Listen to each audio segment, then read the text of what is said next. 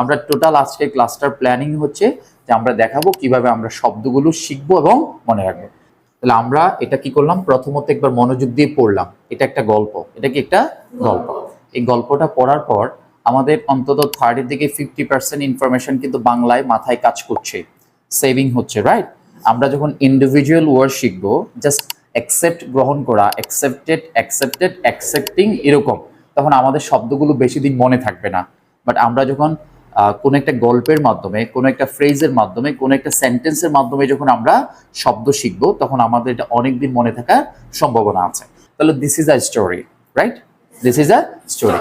So আমরা প্রথম দিকে কি করলাম, আমরা অনেকগুলো শব্দ দিলাম যে শব্দগুলো আমাদের জন্য ইম্পর্টেন্ট, এবং এই শব্দগুলো দিয়ে আমি একটা কি করলাম, বাংলা গল্প তৈরি করলাম, ঠিক আছে, ইংরেজিতে। এবং এই ইংরেজি গল্পটা আমরা কি করলাম, বাংলায় করলাম। বাংলা আমরা সবাই এটা কিন্তু পড়লাম। আমি এটা পড়িয়ে তোমাদেরকে এটা বোঝানোর চেষ্টা করেছি, তোমরা যে কোনো জায়গা থেকে, এটা হতে পারে কোনো আর্টিকেল, কোনো সংবাদ, নিউজ হতে পারে, যে সংবাদপত্র থেকে তোমরা একটা আর্টিকেল পড়বা বা একটা সিন পড়বা, একটা আনসিন পড়বা, অথবা একটা প্যারাগ্রাফ পড়বা, একটা এসে পড়বা। এটা বাংলাটা খুব মনোযোগ দিয়ে শুনবা। শোনার পরে তোমার সকল তথ্য মনে থাকবে না, অ্যাটলিস্ট 50 থেকে 60% বাংলা ইনফরমেশনটা মনে থাকবে। আমাদের প্রথম প্রবলেম হচ্ছে আমাদের কাছে ইনফরমেশন নাই।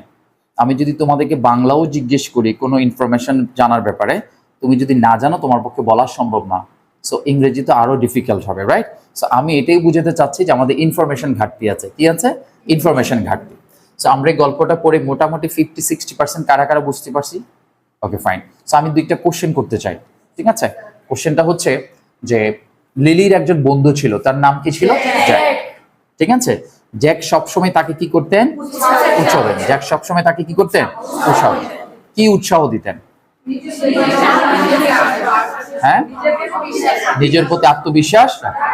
আমরাও এখন আমি আপনাদেরকে বলতে চাই যে আপনাদের প্রতি আপনাদের কি রাখতে হবে? আত্মবিশ্বাস রাখতে হবে। দেখেন, এটা একটা মাইন্ড ট্রেনিং জিনিস, ঠিক আছে, মাইন্ড ডেভেলপিং জিনিস। লিলিকে তার বন্ধু বলছে, আর আমি আপনাদেরকে বলছি। তাহলে আপনি কাল্পনিকভাবে চিন্তা করেন বিষয়টা। তাহলে এই যে আত্মবিশ্বাস, তাহলে নিশ্চয়ই আত্মবিশ্বাস নামে একটা শব্দ আছে। তাহলে আত্মবিশ্বাস শব্দটা আমরা অটোমেটিক জেনে যাবো এখান থেকে, ঠিক আছে কিনা? তারপর লিলি যখন দেখলেন যে তিনি কাজ করতে করতে একটা সময় ব্যর্থ হলেন, হতাশ হয়ে যেতেন, ঠিক না? তখন তাকে বলতে যে তুমি তোমার সুন্দর সৃজনশীল কাজগুলো কি করে আবার শুরু করো। সো শব্দত্ব যখন আপনারা পড়বেন, এভাবে 2 জন, 1 জন, 3 জন মিলে গল্পটা বাংলায় শুনবেন, বারবার লাইনটা শুনবেন, তখন ইংরেজিটা পড়লে আপনাদের কাছে সহজ মনে হবে। আমরা অনেক সময় দেখবেন ইংরেজিটা পড়ে মোটামুটি বুঝতে পারি, কিন্তু আক্ষরিক অর্থটা জানি না। কখনোই আক্ষরিক অর্থের পিছনে বেশি জোর দিবেন না। এটা আস্তে আস্তে একটা সময় আপনার পড়ার উপরে দক্ষতা বৃদ্ধি করে কিন্তু স্ট্যান্ডার্ড পর্যায়ে চলে যাবে। সো আমরা যদি এখন একটু খেয়াল করি, এটার নাম হচ্ছে দ্য জার্নি টু অ্যাকসেপ্টেন্স। নাম কি? The journey to acceptance. So one sunny morning, কোনো একটি রৌদ্রোজ্জ্বল সকাল। তাহলে দেখেন, আমি যদি আপনাদেরকে sunny morning, sunny morning, sunny morning, রৌদ্রোজ্জ্বল সকাল, রৌদ্রোজ্জ্বল সকাল এভাবে মুখস্থ করাতাম, একটা সময় আপনারা ভুলে যেতেন। এখন গল্পের সাথে মিল রেখে আপনি বুঝছেন ওয়ান সানি মর্নিং। এটা আপনি কিন্তু আপনার লাইফে যে কোথাও যে কোনো জায়গায় ব্যবহার করতে পারবেন। আমি বিশ্বাস করি ইন্ডিভিজুয়াল ওয়ার্ড শেখার থেকেও এই ফ্রেজ আকারে, গল্প আকারে শেখাতে অনেকদিন মনে থাকার সম্ভাবনা বেশি থাকে। তাহলে one sunny morning lily decided to begin. তাহলে লিলি ডিসাইডেড, লিলি সিদ্ধান্ত নিয়েছিল টু বিগিন, কি করতে? শুরু করতে। তাহলে দেখেন, যে শব্দটা বোল্ড করে দেওয়া আছে সেই শব্দগুলোই কিন্তু আমি আগে প্রিভিয়াসে আপনাদেরকে লিস্ট আউট করে দিয়েছি, রাইট? সো বিগিন শুরু করেছিল, এন্ড নিউ চ্যাপ্টার একটি নতুন অধ্যায়, ইন হার লাইফ তার জীবনে। এই যে বাক্যটা আমরা শিখলাম, এখান থেকে আমাদের এই শব্দগুলোর মধ্যে একটা শব্দ কিন্তু এখানে আসছে। বাট আমরা আগে কি করেছি? বিগিন শুরু করা, begin begin began, begin begin began, begin begin began, এভাবে শিখেছি, বাট ব্যবহারটা শিখে নাই। ব্যবহার না শেখার কারণে আমরা মনে রাখতে পারি না, অথবা সেন্টেন্স মেকিংটা পারি না। আমি যদি আপনাদেরকে এখন বলি যে কোনো এক রৌদ্রোজ্জ্বল সকালে লিলি সিদ্ধান্ত নিয়েছিল তার নতুন একটি জীবন শুরু করার জন্য, নতুন একটি অধ্যায় শুরু করার জন্য, ইংরেজিটা একটু বলেন তো, এদিকে না দেখে। দেখেন, আপনারা কি এটা মুখস্থ করছেন? আমার সাথে বলছেন। কেউ হয়তো 100% বলতে পারছেন, কেউ হয়তো 50%, কেউ হয়তো 70% বলতে পারছেন। তাহলে ওয়ান সানি মর্নিং, কোনো এক রৌদ্রোজ্জ্বল সকালে, লিলি ডিসাইডেড সিদ্ধান্ত নিয়েছিল, টু বিগিন শুরু করতে, এন্ড নিউ চ্যাপ্টার একটি নতুন অধ্যায়, ইন হার লাইফ তার জীবনে।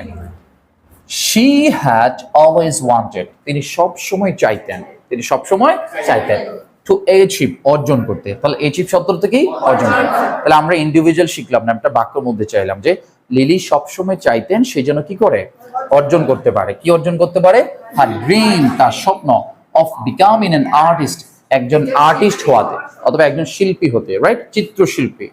তারপর হচ্ছে বাট কিন্তু সেলফ ডাউট আত্মসন্দেহ, আত্মসন্দেহ নিজের প্রতি কনফিডেন্স নাই, আমি কি পারবো, আমার পক্ষে কি সম্ভব, এরকম দ্বিধাদ্বন্দ্ব থাকতো। মেড ইট হার্ড এটা তাকে অনেক বেশি কঠিন করে ফেলতো বিষয়টা। ফর হার অ্যাকসেপ্ট তাকে গ্রহণ করতে, হার ওন ট্যালেন্ট তার নিজের প্রতিভা, অর্থাৎ সে তার নিজের প্রতিভাটা কিভাবে কাজে লাগাবেন সেই বিষয়ে তিনি যথেষ্ট কি থাকতেন, আত্মসংকোচ থাকতেন। সো হার বেস্ট ফ্রেন্ড তার সবচেয়ে ভালো বন্ধু। তাহলে দেখো এখানে বেস্ট শব্দের অর্থ যে ভালো, এটার একটা ব্যবহার কিন্তু আমরা পেলাম। জ্যাক would often advise তাকে পরামর্শ দিতেন, হার তাকে টু বিলিভ ইন হারসেলফ তার নিজের প্রতি কি রাখার জন্য, বিশ্বাস রাখার জন্য। তাহলে এখানে আমরা কয়েকটা শব্দ পেলাম যেগুলো আমরা আজকে শিখবো। বলো, বিগিন শুরু করা, অ্যাচিভ অর্জন করা, অ্যাকসেপ্ট গ্রহণ করা, অ্যাডভাইস পরামর্শ দেওয়া, বিলিভ বিশ্বাস করা। আমি বিশ্বাস করি,